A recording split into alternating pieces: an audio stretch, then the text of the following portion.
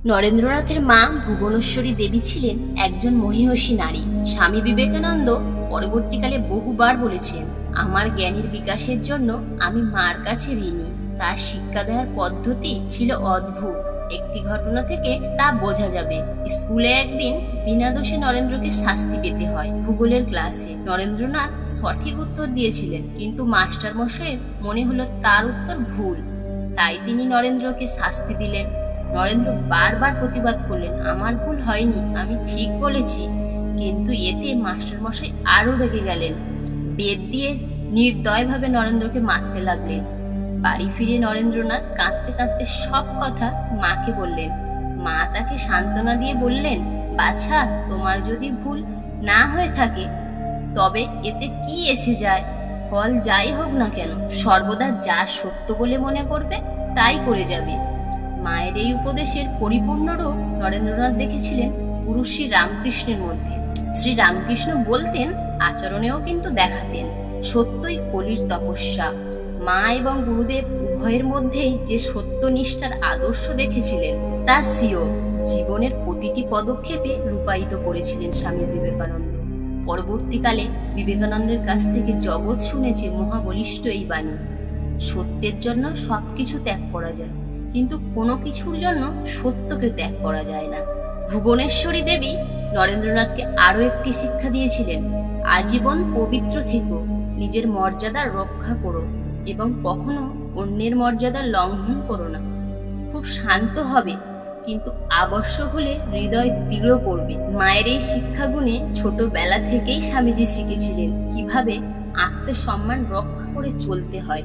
অপরকে যথোচিত সম্মান দিতে তিনি সংকোচ করতেন না। তেমনি অনর্থক কেউ তাকে অসম্মান করবে তাও তিনি বরদাস্ত করতে পারতেন না।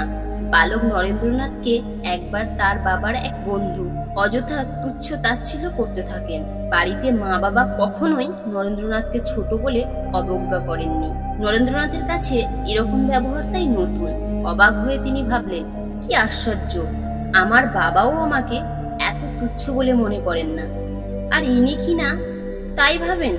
আহত সর্পের মতো সোজা হয়ে দাঁড়িয়ে দৃঢ় কণ্ঠে নরেন্দ্রনাথ বললেন, আপনার মতো অনেকে আছেন যারা মনে করেন ছেলে মানুষ হলেই বুদ্ধি বিবেচনা থাকে না। এ ধারণা কিন্তু নিতান্তই ভুল। নরেন্দ্রনাথ অত্যন্ত চটে গেছে দেখে সেই ভদ্রলোক নিজের ভুল স্বীকার করেছিলেন।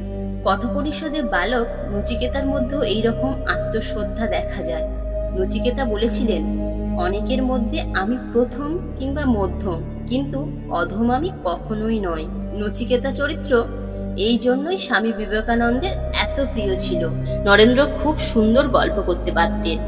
তার কথা এবং ব্যক্তিত্বের এমন আকর্ষণ ছিল যে তিনি গল্প আরম্ভ করলে সবাই সব কাজ ভুলে তার কথাই শুনত।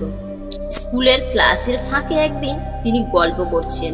গল্প এত জমে গেছে যে শিক্ষক এসে পড়াতে শুরু করলেও সকলে পড়ায় মন না দিয়ে তার কথাই শুনছে। কিছুক্ষণ পরে শিক্ষক ফিসফিস শব্দ শুনে ব্যাপারটা বুঝতে পারলেন। বিরক্ত হয়ে তিনি এক এক করে সবাইকে পরীক্ষা করলেন তিনি যা পড়াচ্ছিলেন তা তারা শুনেছে কিনা। কেউ উত্তর দিতে পারল না, কিন্তু নরেন্দ্রের মন ছিল দুমুখ। গল্পের ফাঁকেও তিনি মনের একটা অংশ পড়ার দিকেই রেখে দিতেন। তাই শিক্ষক যখন নরেন্দ্রনাথকে পড়া জিজ্ঞেস করলেন, নরেন্দ্র নির্ভুল উত্তর দিলেন। শিক্ষক তখন জিজ্ঞেস করলেন, এতক্ষণ কে কথা বলছিল? সকলে নরেন্দ্রকে দেখিয়ে দিল। শিক্ষকের তা বিশ্বাস হলো না। তিনি নরেন্দ্র ছাড়া সবাইকে দাঁড়িয়ে থাকতে বললেন। সকলের সঙ্গে নরেন্দ্রও উঠে দাঁড়ালেন। শিক্ষক বললেন, তোমাকে দাঁড়াতে হবে না নরেন্দ্র। নরেন্দ্র বললেন, না, আমাকে দাঁড়াতে হবে, কারণ আমিই তো কথা বলছিলাম। তিনি দাঁড়িয়েই রইলেন।